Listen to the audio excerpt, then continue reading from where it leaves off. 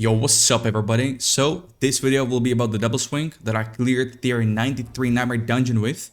I did try tier 100, but I did clear it. It was not as good as I was planning it to be, so I will be attending more runs.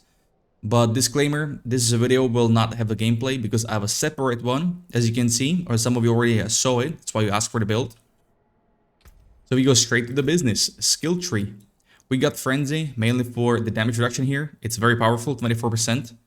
Now with Battle Trance, a unique amulet, it would be 40%, so that could be very powerful. I need to test it out. A double swing, we go with Violent for Vulnerable. That's the great thing about double swing. A lot of people don't realize that, but so Vulnerable is the best offensive stat in this game. The highest, you deal the highest damage because of that. This build can make targets non-stop vulnerable, which is very powerful. Next up, we go into Ground Stomp. We go only one rank because I have +3 defensives on my amulet. We go for duration of the stun. We don't need these two. We go with max HP and DR from or against elites, very important. Rallying Cry with tactical, the usual. We go changing Shout and HP. I might even go for Fury, but I'm fine with this one so far. Now the reason why I have Tough as Nails is because of the bleeding. So basically any mob that hits you, he will get bleeding, right? And it's mainly those mobs you cannot reach, which is distant mobs. Those are the biggest threat in dungeons.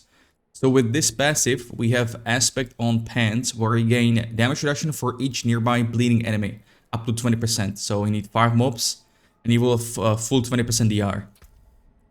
I feel like it's a great interaction between these two things. Works well. Now we go with Booming Voice, a Guttural Yell, and a Raid Leader, all maxed out. A great heal here, thanks to our other healer for Barb, makes a great for sustain. Now this passive is one of the most important because this adds another, if you will, defensive layer. So we have armor, then we have damage reduction, and then this on top of that makes mobs deal a really, like, not low damage because at higher tiers it's dangerous, it's scary, mobs deal a lot of damage. But I will explain a bit why that's important and why you can see high duration on this shout. We go with No Mercy, crit chance against mainly slowed enemies because we go with Hamstring. I do have Bleed from Technique to the sword, so we apply Bleed through that, and also Tough as Nails, so everything's bleeding. Pit Fighter, I love this one because it's both offensive and defensive stat. Steel Grasp, we go for mainly Berserking. That's our Berserking trigger. I have an aspect that makes duration of Berserk last longer. Basically, it's similar to this upgrade for Furious Double Swing. Then we go with Counter Offensive for some damage. I cannot really find one point here. I could probably take it away from this heal, but we'll see about that. Next up, my favorite 2 passes for Barb is Vallop, using a bludgeoning weapon, which is mace. I have double maces. I will explain why in dual wield. I have +3 on amulet. I got an absolute god roll amulet a couple days ago. Like a drop. Very lucky with that one. Concussion, more chance to stun. As you can see, the stun is last 6 seconds. Originally, it's 2 seconds, I believe. No, it's 3 seconds originally. And as you can see, Ground Stomp lasts for 8 seconds. So cooldown is 10 seconds, stun is 8 seconds. I was trying to find a way how to make this, how to chain CC. Now in my video, Nightmare tier 93, I managed to chain CC Elite for like 20 seconds without the mob being unstoppable. There is a way. It involves Concussion, it involves Ground Stomp, because it knocks down the mobs on the ground. And this knockdown, I believe, is a reset for diminishing CC. So I was trying this chess piece. I tried to get a +12, I tried to max out, +12 Ground Stomp, so the cooldown was actually lower than the duration of the stun. But I need to do some more testings on elites, because elites were actually unstoppable always. So I need to see. Next up, we got the heal from Invigorating Fury, very powerful with Raid Leader and the ground, especially for double swing, because this is spending Fury. And for double swing, if you CC target with stun or knock them down with Ground Stomp, you get a full refund. Now, it costs 35 Fury, but I have Resource Generation on Rings, and then we have Resource Generation on Rallying Cry, and it applies to this Fury. So you actually, in reality, get like 40% Fury. And last one, Unbridled Rage. There is one thing to notice here.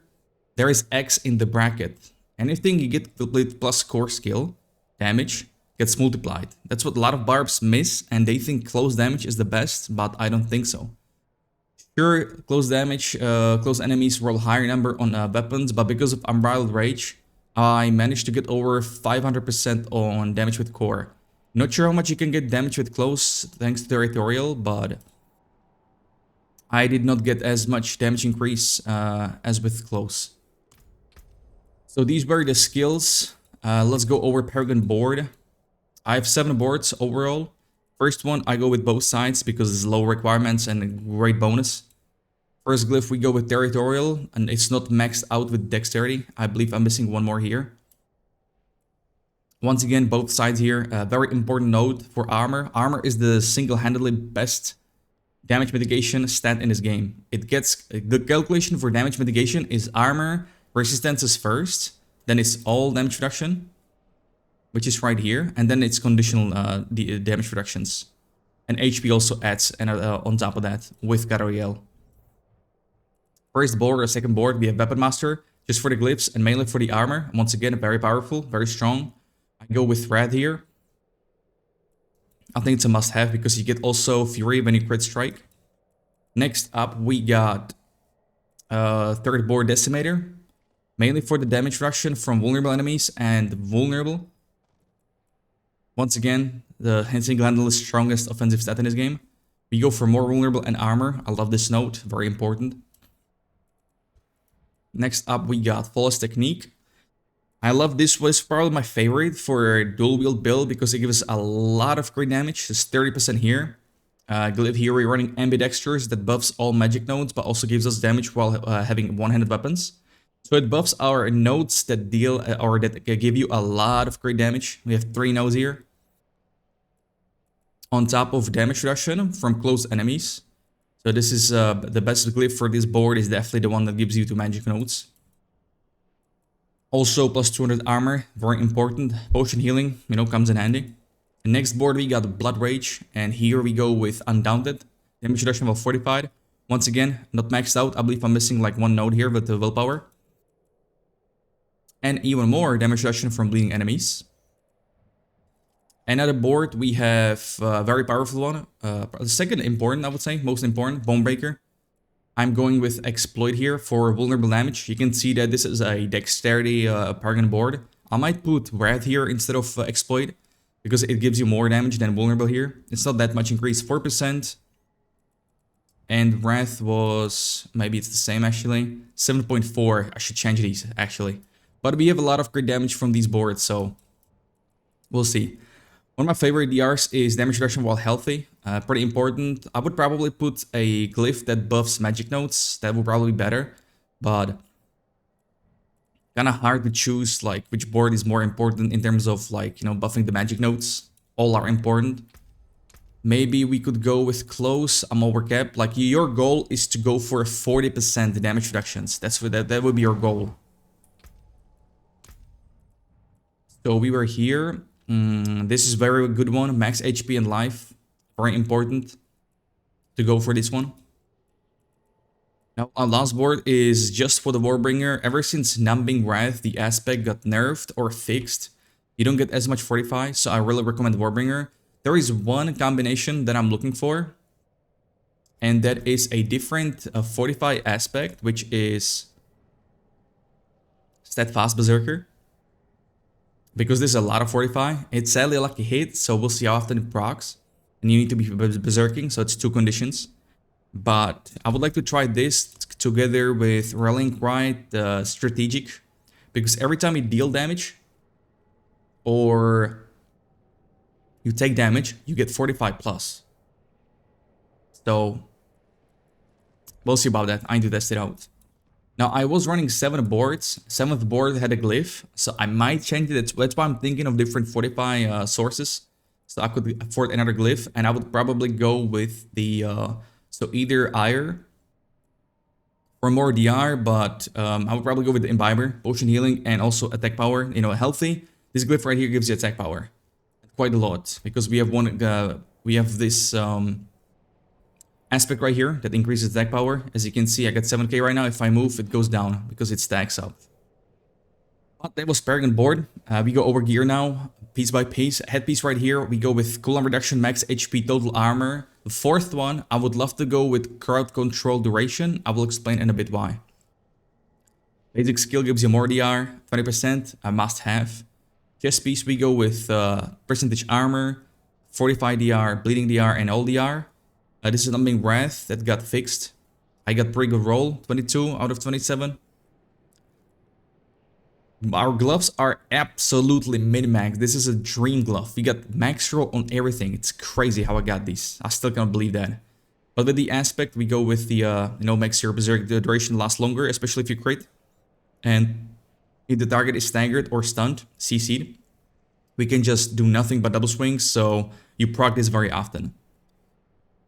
Our pants are DR while injured, close enemies, and bleeding and fortified. You could even go percentage armor. I might actually trade the DR while injured to percentage armor because injured is 35% HP, and in high nightmares, if you're at that level, at that HP, one hit and you're dead basically, even if you have all the layers. But I will see, because most of the time when you're at 35% HP, you don't have even Fortify up because you that barrier falls below HP health itself, especially if you proc like Raid Leader heal or potion or even Immigrating Fury.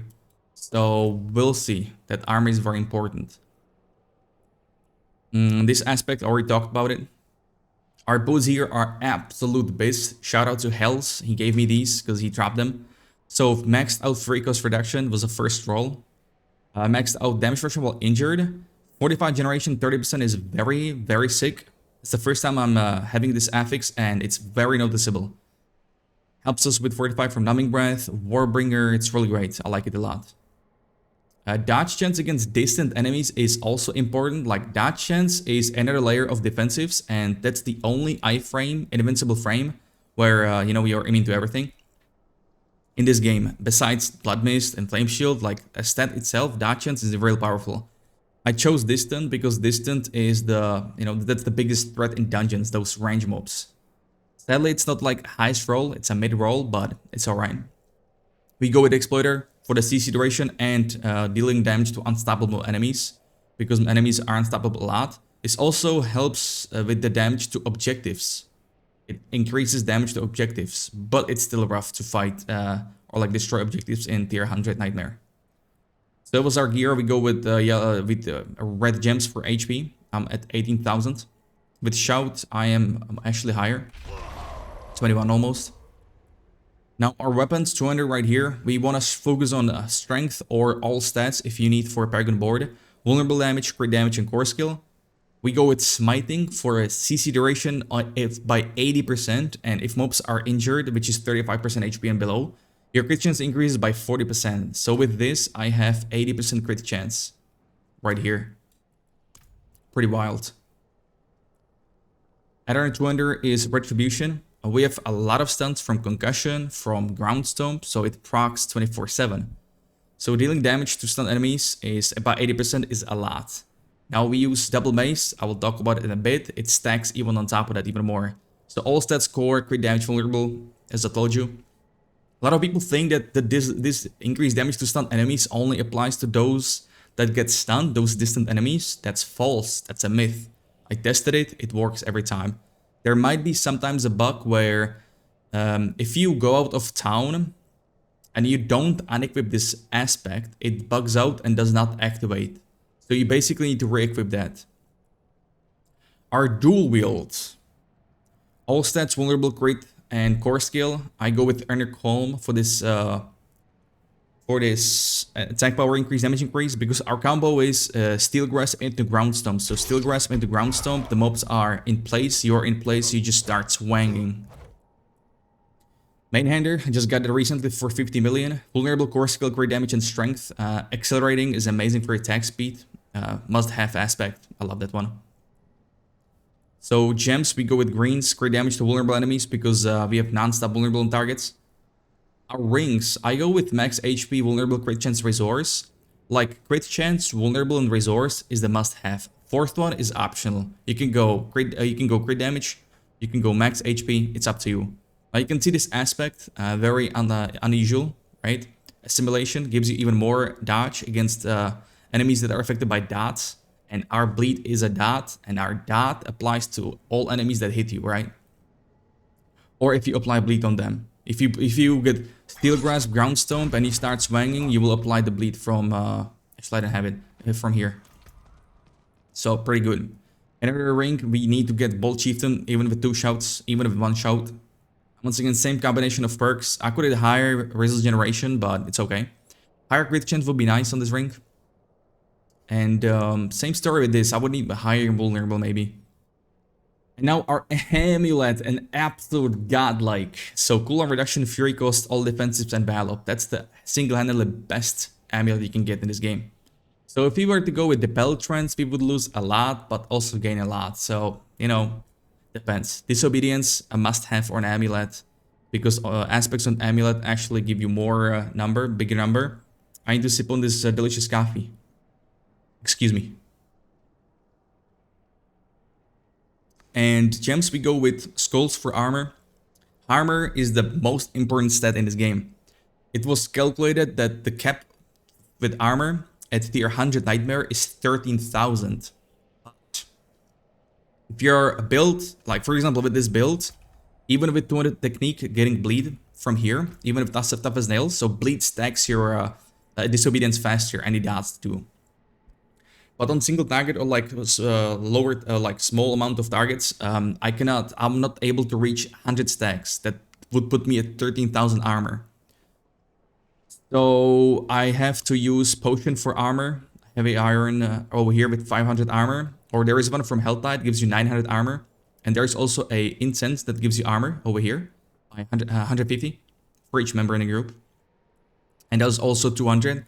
So there are these types for incenses, like this is type 2 incense, this is type 1, and this is type 3. So I believe this combination is the best to use. You get resistances, you get armor, here you get armor, and here you get all stats. And even crit, as you can see. Pretty interesting. So if you stack these together with potion, you are heavily buffed. I think that's what a lot of people are missing. This is a great thing. And yeah, this is disobedience. Higher stacks. I might even have to get percentage armor on pants actually instead of injured. I will have to take a look into it, but I might do that actually. We'll see about that.